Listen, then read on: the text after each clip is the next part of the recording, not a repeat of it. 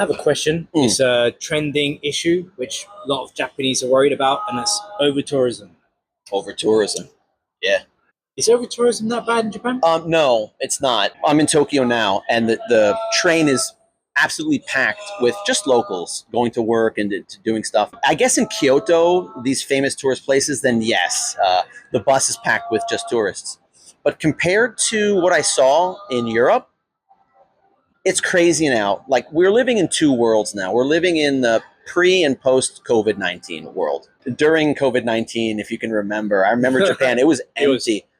It was heaven. Like, there was nobody anywhere. The only problem was the stores would close early, but we would travel to another city and everything was like empty and you could sit down. In Europe, the way it used to be is you can go to a city and you can pick which cathedral or which like tourist site you wanted to go to, and you just go there early, you buy your ticket and you enjoy it. Now you have to order it ahead of time. Let's say, for example, you want to see the Colosseum in Rome. You have to order, you got to go online a month ahead of time and get a ticket just to get into the gate. And then you wait online for half an hour. And so now when you travel, you need to look at where you're going to go at least a month in advance, and buy the tickets ahead of time. Yeah. You can't just go there with some money in your pocket and expect to do it unless it's something that's not that popular. So there were crowds everywhere and the lines are long. You know, Trevi Fountain in Rome, it used to be where you just go to the fountain and you make a wish and you throw a coin into the fountain and you take your pictures and you're out of there. You can't even get close anymore unless you pay for a ticket and you wait online.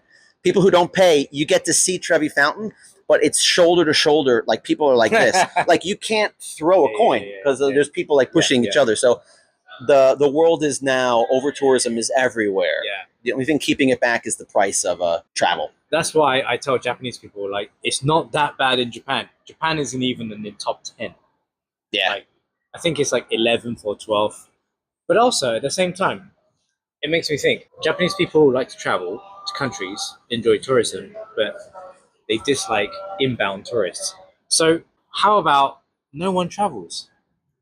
If they don't want tourism coming into Japan, okay, you can't travel overseas. How would you feel about that? Because Japanese people can't travel? Because I feel like it's a bit hypocritical, because they like to go to France, Spain, Italy, Thailand. These places are more crowded than Japan. Yet many people complain about inbound tourists coming to Japan. Okay. So I feel like it's give and take. If you want to enjoy tourism yourself, then don't be surprised when tourists come to Japan and enjoy Japan. Because most tourists just want to have fun and enjoy Japan. And most tourists, there's no issue. But the news, some channels on YouTube, they highlight some issues that tourists do. Right, somebody being a goofball in front of Asakusa. And if you read the comments, it's like, no more fucking foreigners, no more inbound, like, no. Oh, I see. Yeah, it's pretty bad. Well, I would say Japan is making a ton of money off the tourists. Because Japan is so far away, there's not a lot of Western tourists, like I'm talking about North America, South America, and Europe, and the Middle East. What you get in Japan is mostly Chinese and Korean because it's very close, and they have money, and the yen is so low that coming to Japan, you get a lot for your money.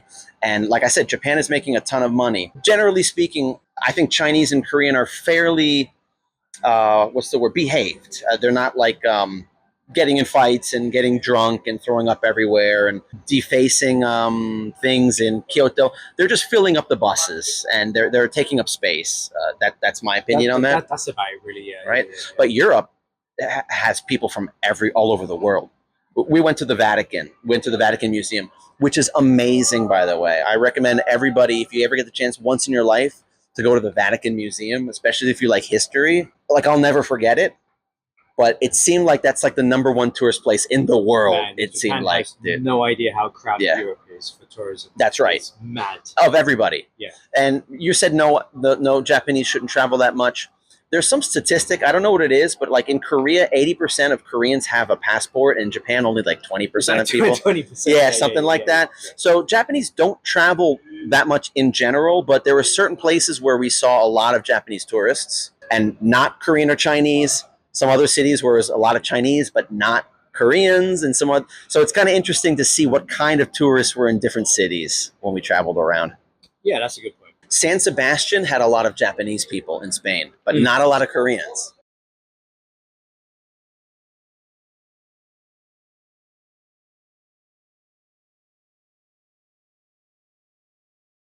And then some other places had all Koreans, but not a lot of Japanese. I'm trying to remember where had a lot of Koreans, but no Japanese. Majorca, Spain, which is that island that's south, was all Germans. 80% Germans. Yeah. Were the French people Polish? No, just Germans there. I think the Germans like to do the sunbathing, and whenever you go on holiday, go to a pool, the Germans are the first to claim the sunbed at like 4 Okay. a.m., 5 a.m. Oh, right, to see the sunrise? Yeah. Oh, Yeah, wow. they're like obsessive, getting the first sunbeds, getting the suntan, like 4 5 a.m. before everyone else. Sunrises are nice, but it's hard waking up early in the morning for that. The sunsets are tough because the crowds already go there. The crowds go there at like 5 p.m. for a sunset that's going to happen 2 hours later. So, but we caught a lot of sunsets and some sunrises on the trip. Oh yeah, Yeah, I'm jealous, man. yeah, it was amazing. You heard of Yankee in Japan? Yankee? Yankee, as an American and wearing a Yankees hat, I don't know the Japanese meaning of that. So in Japan, Yankee refers to working class, a little bit rough. American equivalent is like hood rat, trailer trash. Oh, so I was going to say blue collar, but you're saying even maybe lower than that. Yeah, yeah. Okay. In the UK, we call it chav. Okay. And do you have any experience with Yankees in Japan? Have you heard? Have you met any Yankees? I guess not, because we're mostly in cities. So I used to live in another place in Saitama, which is I used to live in a bit of a poor area, and it was a Yankee neighborhood. okay. What I realized is they have a lot of similarities with UK chavs. I don't know about America, but they both like obnoxiously loud cars. They like get a really cheap car and then like kit it up with like a really loud exhaust or motorbike, and you can hear it at like midnight When they're cruising. really loud. Okay. They actually both have the same fashion sense. They both like to wear Armani Exchange and like have tattoos and piercing. Oh yeah, yeah. And I like Armani. I guess I like it as well. I'm a Yankee, I guess. But it makes me realize I actually like Yankees in Japan, but most Japanese don't. But when I think about why I like Yankees, they don't do tatemai. They don't do the indirect. They're very direct. Okay. And I kind of respect that. They're fun. They like to go out drinking, get wasted. They like tattoos and piercings. We saw that dude before whose pants were down by his knees. Is that an example of that? That's it. That's it. That's yeah, it. Yeah. Okay. Yeah. We saw a guy wearing the SAG. Like, I saw a lot of SAG, by the way, on this trip in Europe. Yeah. I saw like 18-year-olds, college kids wearing your pants down by under your butt, where your underwear.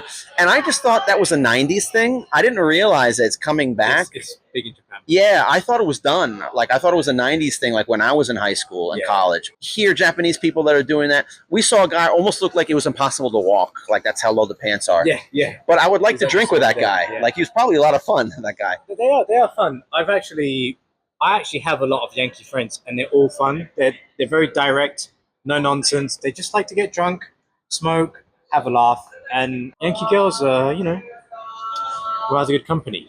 I might need to cut that. But yeah, they're fun. Hard to argue with that. They're not hiding how they feel, and that's rare in Japan. I just like people to express how they feel and just enjoy themselves. And they seem like the people who have the happiest lives because they're just very direct. It just seems like they don't worry about anything. They don't worry about it. Yeah. They're a little bit wild, but they're just, that's who they are. They're really fun. You go out clubbing with, go out drinking with. That's the key to life, guys, is to not worry about anything. But if you do that, apparently you're going to be pegged as a Yankee. But that's not such a bad thing, apparently. I'm happy being friends with Yankee people. When I sit on the train with my tattoos, some people are afraid, I understand. But Yankee people, they're like chatting to me. Wow, so yeah, where did you get this tattoo? And the white collar people are just kind of putting their head down and just going home from work. And they see you and they just ignore you. If you date a Yankee girl, no maintenance. You just like get a few drinks, get a few cans, have a few smokes, go to a cheap bar, guaranteed good vibes. You don't need to pay. You don't need to wine and dine and pay loads of money. It's really fun. I think I missed out on that in my life. I would like to catch up on dating Yankee girls, but I have to convert my wife to a Yankee girl. Living in Saitama, there's Yankee neighborhoods everywhere, so it's all good. I can get my wife to wear a Yankee hat. I think that's the closest I'm going to get. But yeah, I didn't know about that. So Japanese took that word Yankee and changed it to a different meaning. Because they bleach their hair blonde, so they associate Americans with blonde hair. That's why. Yeah, because in America, Yankee is just someone from the North. That's it. Yeah. From the Civil War, someone from the North. That's it. Yeah. For Japanese, if you have blonde hair, they think of American.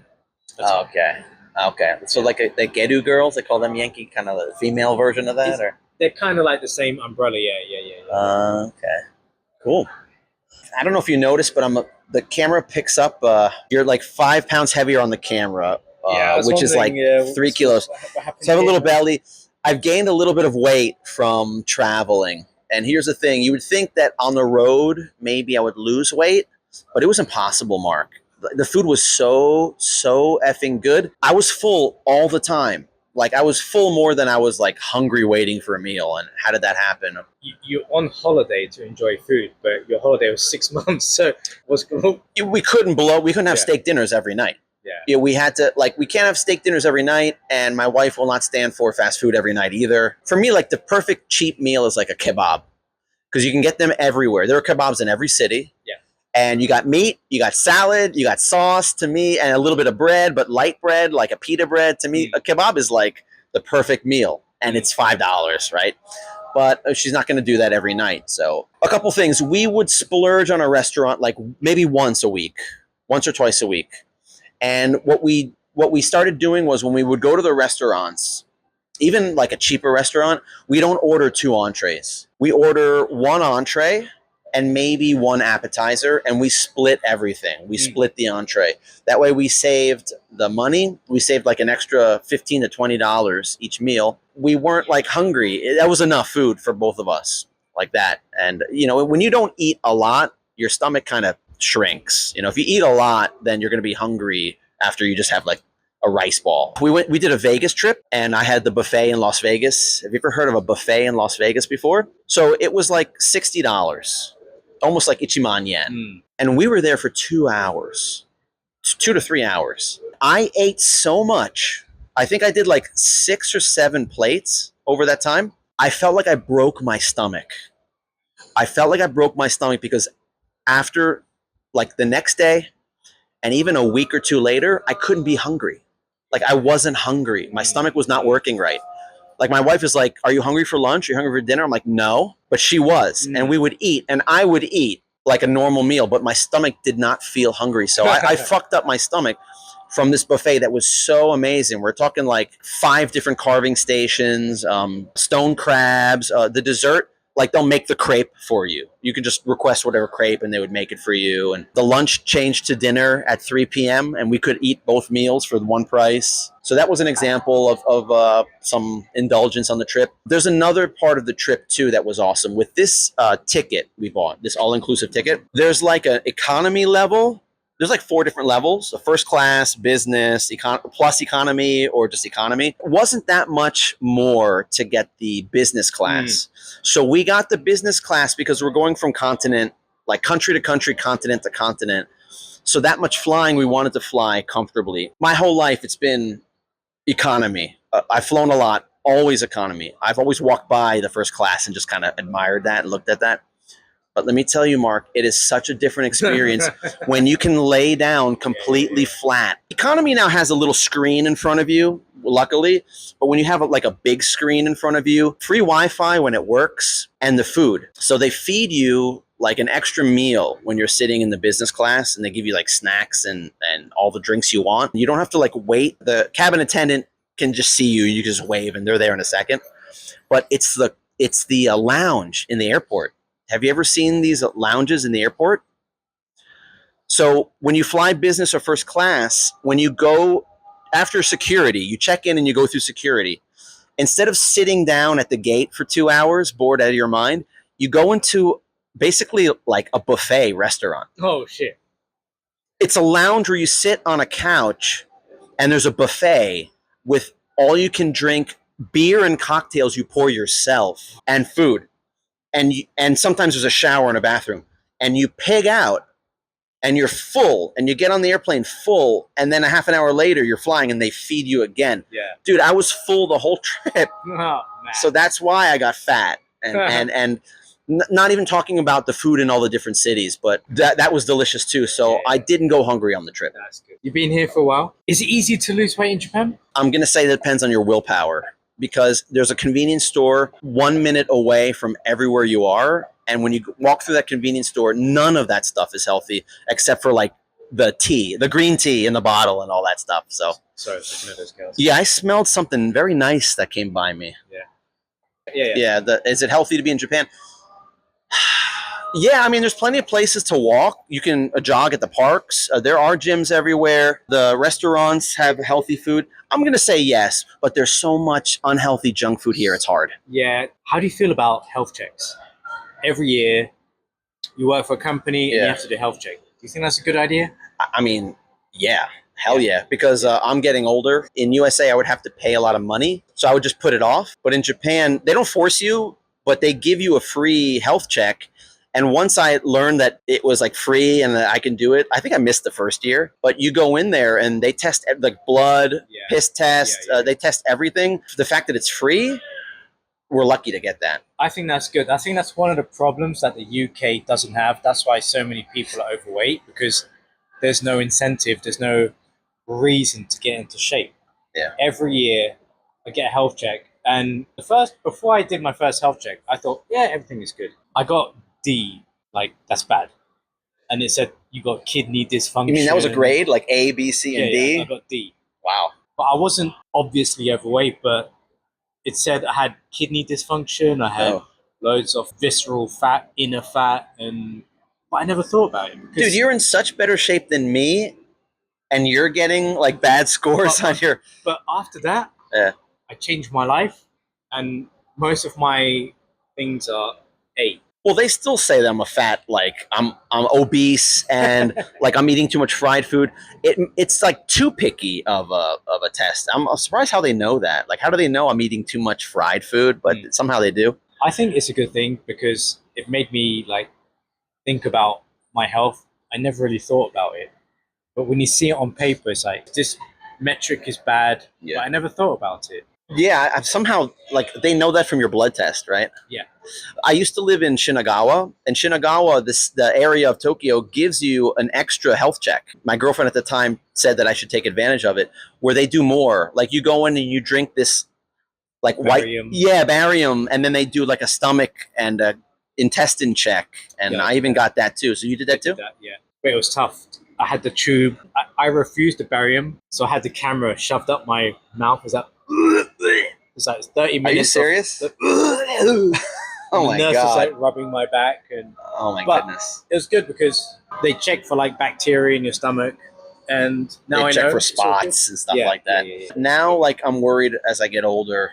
I hope this isn't boring to the audience, but like I'm worried about like cancer stuff. Like for guys, like check my prostate and check all that stuff. I don't know if they do that here for free. You might have to request that. Yeah, that's a good question. Most medical examinations aren't expensive here anyway. It's covered, and we just pay like 30% or something like that. So All right. So there's more I want to check now that I'm close to my 50s. I guess Japan's the best place to be. I don't know. I used to live in Korea. Korea has great social medicine too. A lot of these Asian countries have good social medicine. As an American, we don't get that. We got to pay for it out of pocket unless we work for a big company. So I appreciate living here for that reason. yeah. One of the reasons.